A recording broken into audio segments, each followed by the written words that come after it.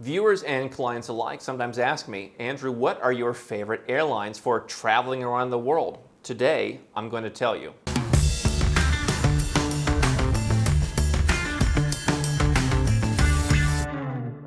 Hi, I'm Andrew Henderson. This is Nomad Capitalist. We're the channel and the company that helps 7- and 8-figure entrepreneurs and investors legally go where you're treated best. And that includes how to fly on the best airlines, because especially these days, not only with the pandemic, but with all the years of just bad airline service, you want to be as comfortable as possible. Whether you're living my trifecta lifestyle or you're exploring different places around the world, you want to travel in comfort. Now, I've been traveling pretty successfully over the last year and a half, or at least the last year, and so I've been dealing with a lot of airlines. I'll tell you that my go-to airline is Turkish Airlines, just because of where I spend my time. I left Malaysia about a year ago. It's very well connected to Istanbul. Really nice. You can leave at midnight out of Kuala Lumpur. You get in at 6 in the morning. Perfect flight to get some sleep, wake up refreshed.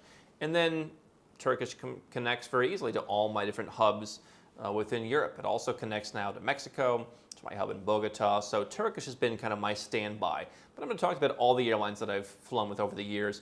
My general philosophy is I don't fly on low-cost or ultra-low-cost carriers. I tried to fly on Ryanair one time because I was going from Dublin to Monaco, or to Nice airport. And the only nonstop, as I recall, was on Ryanair. And it was the time when there was a strike in France.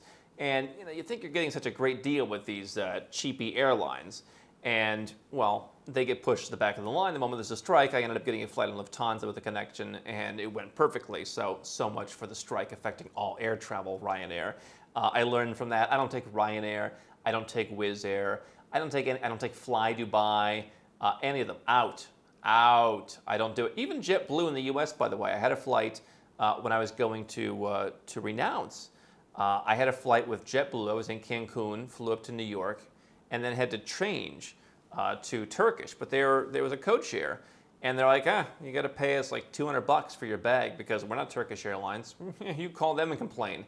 And so I don't bother flying on cheap airlines. I also don't bother flying on these airlines that are not part of the same alliance. So if you're flying, Turkish Airlines to Bangkok, and then you fly, Thai Airways domestically, that's Star Alliance, you should be fine. If you're flying Korean to Aeroflot or Delta, fine. Same alliance, same, full code share, interline baggage agreement, fine. If you've got to do a self-transfer, or you're booking one of these fares on Kiwi.com, well, forget Kiwi.com, by the way. Never any of this stuff. Just try and keep it to the same alliance, same airline if you can. Don't play around. Don't use cheap airlines. That's been my advice overall. You're gonna drive yourself nuts. Everyone who flies these cheap airlines goes nuts. And they're not 7- and 8-figure entrepreneurs, but they keep going back because the allure of saving $28. I remember one time, and this has been proven by the airlines in all their marketing, I had a friend, we were going to New York. It was $299 on US Airways. They used to be US Airways, right? Never a great airline. And $300 on, it was then Continental, which was a great airline. And they took, for $1 less, they took it. Don't be that person. So, I don't take any of those cheap airlines, and that includes Fly Dubai, by the way, for people who are looking at the tax-free Fly Dubai. That's part of what turns me off personally to living in Dubai, is all the places that I go in Eastern Europe, from Tivat to Belgrade to Tbilisi. You're stuck on that Fly Dubai, and it's miserable. Now, who do I like for long haul? I mentioned Turkish. They do a pretty good job. If you fly business class, right now it's actually relatively affordable. I think some of the most comfortable seats. I was on one flight, actually the one I connected from JetBlue, I flew JFK to Istanbul. My last time I was in the United States. And they did have on that, the middle seat in business. I have yet to see a configuration international where they have the middle seat in business. So Turkish has always done a pretty good job.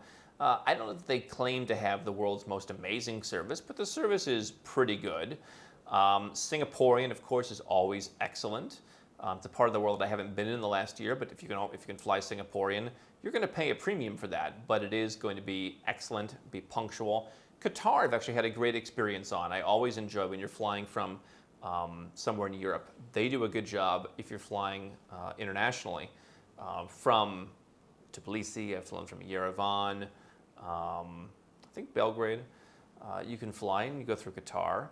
and then you go to Kuala Lumpur or wherever else you're going in Asia. They've always done a nice job. The reason I don't fly Qatar as much is you want to look at, how do you want to split your time up when you're flying. So if I'm going from, again, Belgrade to Kuala Lumpur, it's going to be about 14 hours in the air. I'd rather do 2 hours, quick hop on Belgrade to Istanbul. Turkish Airlines, by the way, all the flights I've been on recently, the more regional flights, Belgrade to Istanbul, for example, like really nice business class. That's the problem with most European business class. And I posted this on social media recently, and people confirmed. It's like economy with no extra legroom. I'm almost 2 meters tall. So that doesn't work. And they just put a pillow on the middle seat or something and hope no one sits there. I think that's not really business class. Turkish has a proper, halfway decent business class on pretty much every flight I've been on recently. And so I'd rather do it where it's 2 hours on a halfway decent regional business class and then 12 hours, knock yourself out and sleep all the way, rather than 5 plus 7 where you're kind of screwed up. So Turkish, Singaporean, Qatar have all done a good job. I suppose Lufthansa is all right. I find them to be a little bit too exacting, but those are my favorites for long haul. Least favorite, Thai. I flew business in Thai a number of years ago. I'm rarely in Thailand, but honestly, very underwhelming. I had the most uncomfortable seat, like a bar. I used miles to book business, like a giant bar in the middle of the sea. It was just very uncomfortable. Emirates, okay, no one's going to say Emirates is terrible. No one's going to compare Emirates to Wizz Air, but honestly, very underwhelming. Flew Emirates business from Tbilisi. Okay, so I did the Fly Dubai, where I had to fly, Tbilisi to Dubai, and then Dubai to Tokyo a couple years ago. Didn't have a whole meal. Didn't have a meal on the whole flight. Oh, it's impossible. Everyone says no. Well, we're trying light bites. Light bites for a 10-hour flight. Just really wasn't impressed. Was in Emirates business class recently. Not impressed. I mean, compared to Turkish, there's a little bit more razzmatazz to it in some regard. Like they have the walnut finishes, but the seat was really cramped, quite frankly. Just really wasn't impressed at all. The lounge network, unless you're flying from Dubai, not really that impressive. So just really, I mean, they're not terrible, but I can't say that. I think it's quite overrated, quite frankly. The European carriers, as you might imagine, are rather underwhelming. I've flown Iberia out of Spain a couple times to Colombia. I remember one time, I don't know if this is still the case because I've avoided them for this reason. I flew, and in business they're like, "Oh, here's your free Wi-Fi card." I'm like, "Oh, great Wi-Fi," because you fly Turkish and it's pretty much all you can eat Wi-Fi in business for free. And I get the card. I'm like, "Ooh, 5 megs of internet." I remember I'm texting someone on the team. I'm like, "Don't send me any pictures. Don't send me an audio message. Text only. I'm on Facebook Messenger. I've turned off all syncing." This is 4 years ago when people use Messenger. And I'm like, really? 5 megs? You should have just handed out cards with a poop emoji on it or something. I mean, 5 megs. Oh, well, you can buy more. I mean, it wasn't really very helpful. Air Europa, I guess, is kind of the discount carrier, so you probably don't expect much from them. So they're, obviously airlines are just getting kind of worse and worse in general, but I think that, European carriers, I would imagine U.S. carriers, although I haven't flown on U.S. carriers in a while. I know they've been making improvements. Delta's made some improvements, so I won't comment on that. Regionally speaking, I think Malaysian is one of the best services, and they're always debating whether Malaysian Airlines is going to stay in business. But really, some of the nicest people, by the way, really kind. They have this great teh tarik, this Malaysian tea, milk tea drink. It's delicious. It's always perfectly hot. It's one of the best drinks you can get in the sky on these Malaysian flights. And it's really inexpensive to fly. You go to Bali, you go to Jakarta, you go to domestically to Langkawi, Penang, whatever. You get a nice business service. They do a really nice job. Singaporean does a nice job. Avianca for Colombia. I did Bogota to Santiago recently, a couple years ago. Really nice job from Avianca. The worst regional, honestly, Aeroméxico. As much as I love Mexico, what a terrible, terrible airline. I always used to fly Interjet, even though that's kind of like the JetBlue of Mexico. I think it was all economy class.